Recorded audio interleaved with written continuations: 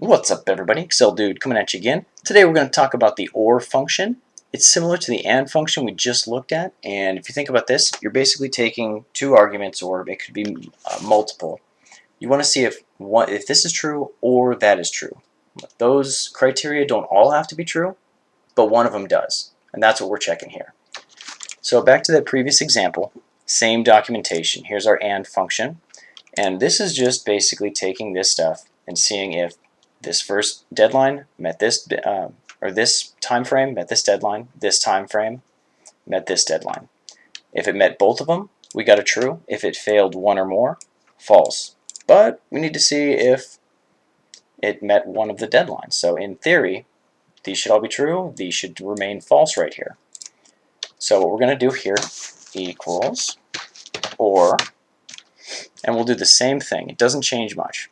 The first deadline, this one minus that one, and we need to make sure it is less than this. And we hit F4 again because we will copy this down, and we need that to stay static, that one to stay static that we'll use later, and these ones to move.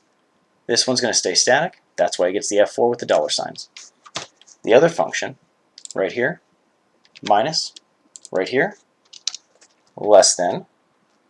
We click this one, F4, lock it down, close it, hit enter, and there it is. We double click, and we see, guess what? It's true, because here both needed to be correct. This, only one needed to be correct.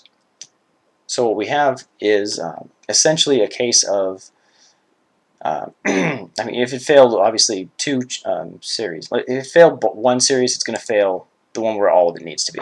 So right here, we only have to have one right. Here, we have to have two right. Clearly, this one would, this failed, that could still pass, that type of thing. So what we're going to do here is just check the days. We're going to just double check ourselves, this one minus that. Oh, it's 10 days, great. So equals this one minus that one, 50. Then we'll just copy it down. We see this, 60, these are just on that deadline. So they fail that one, but these also fail the longer deadline. So if we go here maybe, and we go 59, you see, everything updates here. If it was one day faster on the project completion, it still fails both criteria when it checks that. I'll actually do this just to show it a little bit more. Text that contains. Yeah. Okay. So here, 60. You'll see that everything is false, gets red, everything else is white. Then or let's say blank because there's no formatting necessarily, but then on this, the deadline, oh, it turns out we actually did it a day sooner. 59, well, they met one of the deadlines. Okay, I guess they're off the hook. Well, probably not, but still. We go here. If we change that documentation deadline to, let's say, 240, we get another one there. 250, we get a few more here. But you see how these functions can be really cool little dynamic ways to check things like, well, did they meet this? Okay, they didn't finish the job how we wanted it done, but did they at least get this one? And that's what you can check with these two functions.